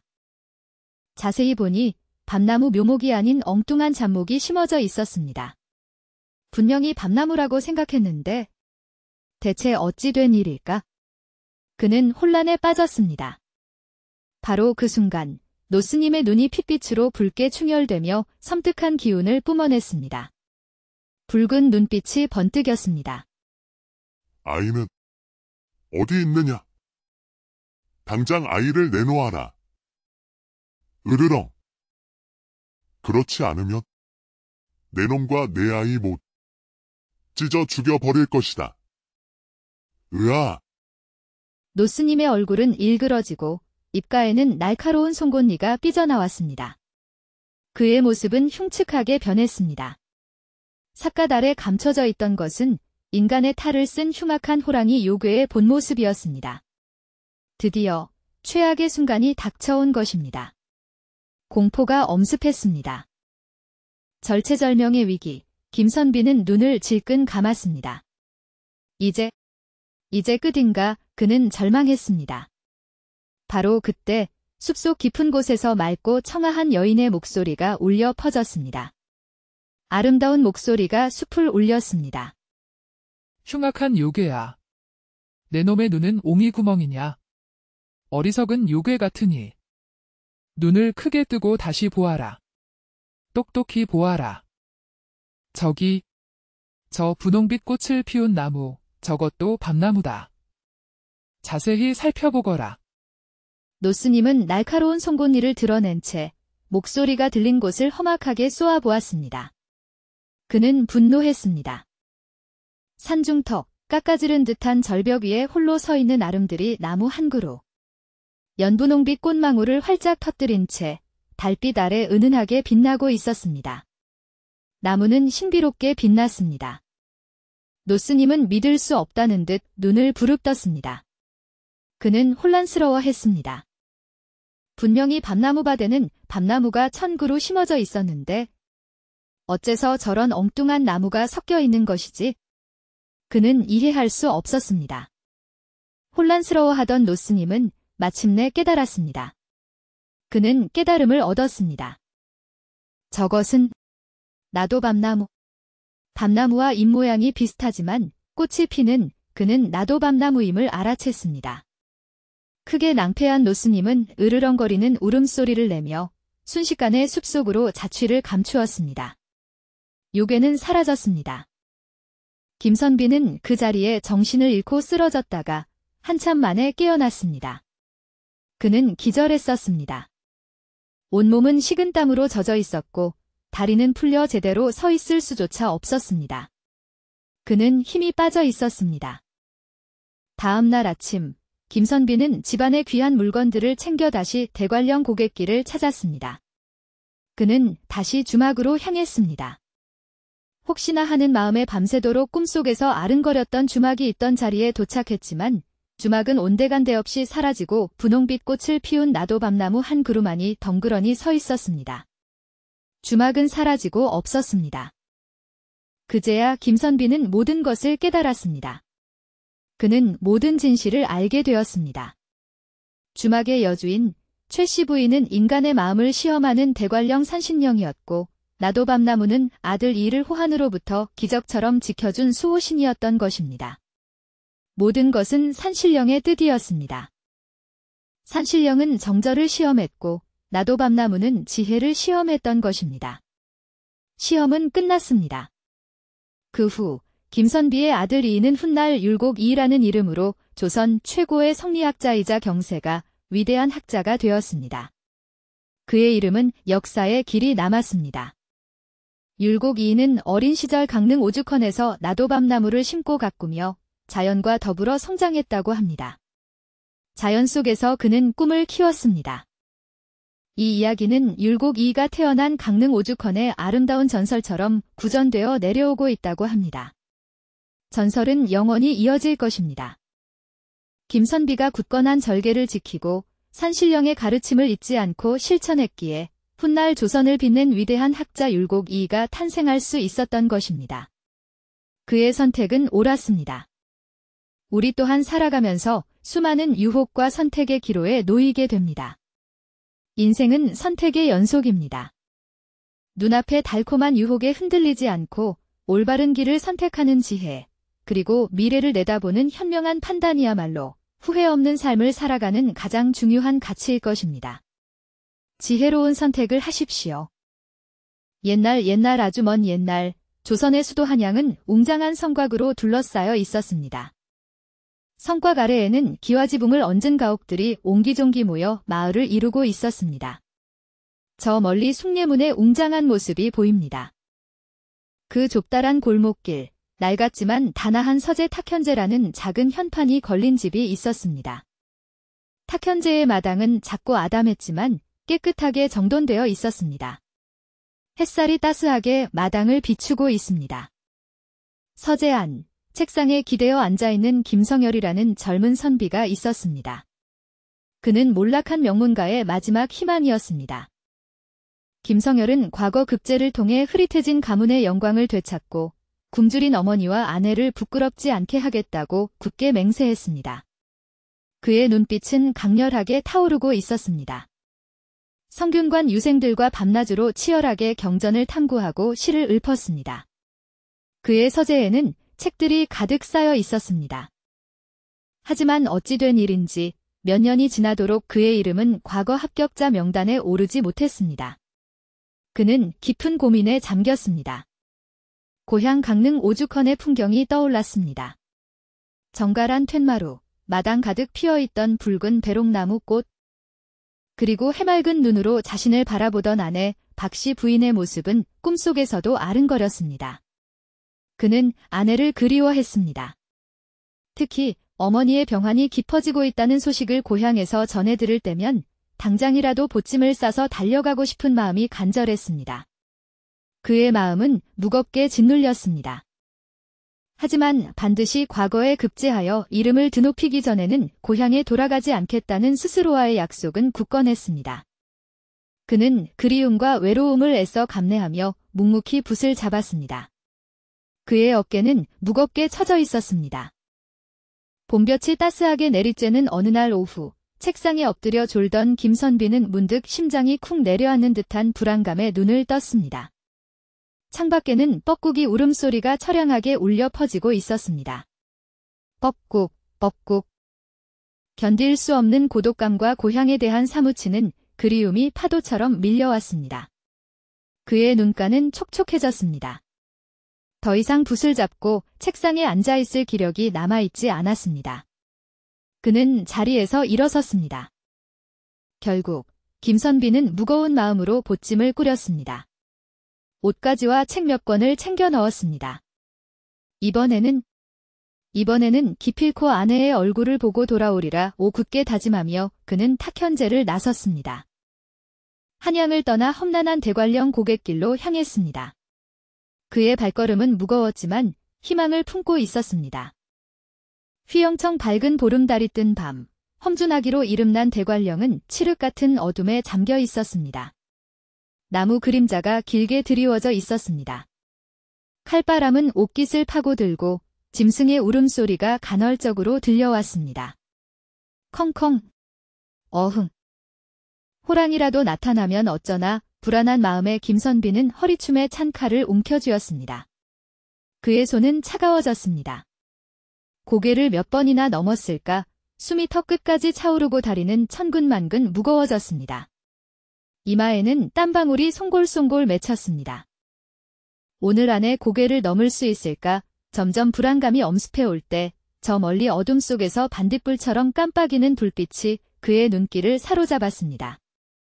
자세히 보니 고갯길 중턱에 작고 허름한 주막 한 채가 외로이 불을 밝히고 있었습니다. 희미한 불빛이 어둠 속에서 깜빡였습니다. 뜻밖의 발견에 김선비는 마치 사막에서 오아시스를 발견한 듯 기쁜 마음으로 주막으로 발걸음을 옮겼습니다. 그의 발걸음이 빨라졌습니다. 객이 오셨네. 어서 들어오시구려. 이 밤에 어딜 그리 바삐 가시는가? 주막 문을 열고 들어서자 인자한 미소를 머금은 여주인 최씨 부인이 반갑게 맞이했습니다. 따뜻한 목소리가 귓가에 울렸습니다. 나이는 40대 중반쯤 되어 보였지만 뽀얀 피부와 맑은 눈은 20대 아가씨처럼 앳되어 보였습니다. 그녀의 미소는 따뜻했습니다. 험한 대관령 길을 홀로 넘으시다니 얼마나 고생이 많으셨습니까? 어서 이 따뜻한 방으로 드십시오. 몸이라도 녹이셔야지요. 최씨 부인의 따뜻한 말 한마디에 김선비는 얼었던 몸과 마음이 사르르 녹는 듯 했습니다. 그의 얼굴에 옅은 미소가 번졌습니다. 주막은 비록 낡고 허름했지만 구들장 밑에서 올라오는 훈훈한 온기와 은은한 야생화 향기가 가득했습니다. 방 안은 아늑했습니다. 벽 한쪽에는 낡은 병풍이 둘러쳐져 있었고 노쇠 촛대 위에는 촛불이 은은하게 빛나고 있었습니다. 촛불은 조용히 타오르고 있었습니다. 최씨 부인은 손수 따뜻한 술 한 상과 푸짐한 안주를 내어주었고 김선비는 아랫목에 앉아 긴 여정에 지친 몸을 편안히 누일 수 있었습니다. 술잔이 따뜻하게 손을 녹였습니다. 밤이 깊어갈수록 김선비는 묘한 기분에 사로잡혔습니다. 술기운이 은근하게 올라왔습니다. 최씨 부인은 밤이 늦도록 잠자리에 들지 않고 묵묵히 술 시중을 들었습니다. 그녀의 눈빛은 어딘가 슬퍼 보였습니다. 술잔을 기울일 때마다 최 씨 부인의 뽀얀 얼굴은 촛불 아래 더욱 붉게 물들었고 깊고 슬픈 눈빛은 밤하늘의 별처럼 빛났습니다. 그녀의 눈동자는 깊고 어두웠습니다. 부드러운 목소리와 섬섬옥수로 술잔을 채워주는 모습은 김선비의 마음을 자꾸만 흔들었습니다. 그는 최 씨 부인에게 눈길이 자꾸 갔습니다. 오랜 금욕 생활에 지쳐있던 김선비는 순간적으로 해서는 안 될 위험한 상상에 빠져들기도 했습니다. 그의 얼굴이 살짝 붉어졌습니다. 그러나 이내 정신을 차리고 고향에 두고 온 아내 박씨 부인의 해맑은 웃음과 순수한 눈빛을 떠올리며 흐트러진 마음을 다잡았습니다. 그는 고개를 저었습니다. 나는 아내가 있는 몸이다. 부인을 실망시켜서는 안 된다. 김선비는 술잔을 내려놓고 헛기침을 했습니다. 나그네 염치불고하고 부탁 하나만 들어주시겠습니까? 혹시 불편하시다면 김선비는 의아한 눈빛으로 최 씨 부인을 바라보았습니다. 그녀의 얼굴은 붉어져 있었습니다. 오늘 밤 저를 품에 안아주시면 안 될까요? 외로운 밤입니다. 최 씨 부인의 입술은 가늘게 떨리고 있었습니다. 애처로운 눈빛은 간절함을 넘어 마치 마지막 희망을 붙잡으려는 듯 애원하는 것 같았습니다.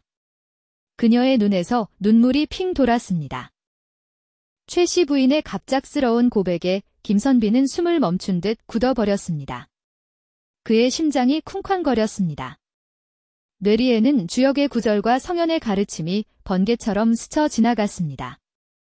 군자는 그러나 동시에 마음 한구석에서는 격렬하게 요동치는 욕망 또한 느꼈습니다. 그는 갈등했습니다.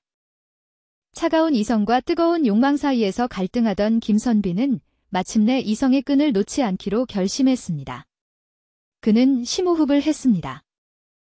부인, 죄송합니다. 저는 곧 고향에 있는 아내를 만나러 갈 몸입니다. 부인의 마음은 감사하나 부인의 청을 차마 들어드릴 수는 없습니다. 부디 제 부족한 마음을 너그러이 헤아려 주십시오. 저 떠나야 합니다. 최 씨 부인은 김선비의 단호한 거절에 뺨을 붉히며 슬픈 표정을 지었습니다.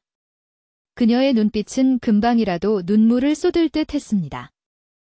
애써 눈물을 참는 듯 가녀린 어깨를 떨며 고개를 떨구었습니다. 그녀는 깊은 슬픔에 잠겼습니다. 정녕, 그러시다면 더 이상 강요하지 않겠습니다. 나그네의 뜻을 존중하겠습니다. 부디 편히 쉬십시오. 따뜻한 밤 보내시길 바랍니다. 최 씨 부인은 조용히 방문을 닫고 방을 나갔고 김선비는 무거운 마음과 함께 밀려오는 피로감에 깊은 잠에 빠져들었습니다. 그는 잠 못 이루는 밤을 보냈습니다. 다음 날 새벽, 닭 우는 소리에 잠에서 깬 김선비는 서둘러 보찜을 챙겨 주막을 나섰습니다. 꽃기호, 닭 울음소리가 새벽을 알렸습니다. 차가운 새벽 공기가 폐부 깊숙이 스며들었습니다. 그는 옷깃을 여몄습니다. 최 씨 부인에게 미안한 마음과 알 수 없는 묘한 아쉬움, 그리고 스스로에 대한 옅은 실망감이 뒤섞여 발걸음은 천근만근 무거웠습니다. 그의 마음은 복잡했습니다. 고향 강릉 오죽헌에 도착하자 아내 박씨 부인이 맨발로 툇마루에서 뛰어나와 김선비를 뜨겁게 맞이했습니다. 그녀의 얼굴은 기쁨으로 가득 차 있었습니다. 낭군. 정말 오셨군요. 정말 꿈은 아니겠지요? 보고 싶었어요, 낭군. 얼마나 기다렸는지 몰라요. 아내의 눈가에는 기쁨의 눈물이 글썽거리고 있었습니다. 오랜만에 만난 아내는 여전히 해맑고 아름다웠습니다. 그녀의 미소는 햇살처럼 밝았습니다. 김선비는 아내의 따뜻한 품에 안겨 그간의 모든 외로움과 번뇌를 잊었습니다. 그는 아내의 품에서 안도감을 느꼈습니다. 따뜻한 아침 밥상을 마주하고 아내와 밤늦도록 정다운 이야기를 나누며 김선비는 비로소 마음의 평안을 되찾았습니다. 웃음꽃이 피어났습니다. 하지만 행복한 시간도 잠시, 밤이 깊어지자 문득 대관령 주막의 최씨 부인이 다시 떠올랐습니다. 조용한 밤, 그는 홀로 생각에 잠겼습니다. 고요한 밤, 촛불 아래 슬픔에 잠겨있던 최씨 부인의 애처로운 눈빛이 자꾸만 뇌리에 맴돌았습니다. 그는 그녀의 눈빛을 잊을 수 없었습니다. 묘한 죄책감과 함께 지난밤 최씨 부인의 간절한 유혹을 매몰차게 뿌리친 것이 과연 잘한 일이었을까 하는 의문이 마음속에서 떠나지 않았습니다. 그는 후회하는 걸까요? 밤늦도록 잠 못 이루던 김선비는 결국 스스로의 마음을 확인하기 위해 다시 대관령 주막으로 돌아가기로 마음먹었습니다. 그는 결심했습니다. 혹시 부인이 무슨 곤경에 처한 것은 아닐까? 내가 너무 매정하게 대한 것은 아닐까? 온갖 걱정과 궁금증이 꼬리에 꼬리를 물고 이어졌습니다. 그는 불안했습니다. 다음 날, 김선비는 무거운 발걸음을 옮겨 다시 험준한 대관령 고갯길을 넘어 주막을 찾았습니다. 그는 다시 고갯길을 오르기 시작했습니다. 숨을 헐떡이며 주막 앞에 도착했지만 일인지 주막의 분위기는 어제와 완전히 딴판이었습니다.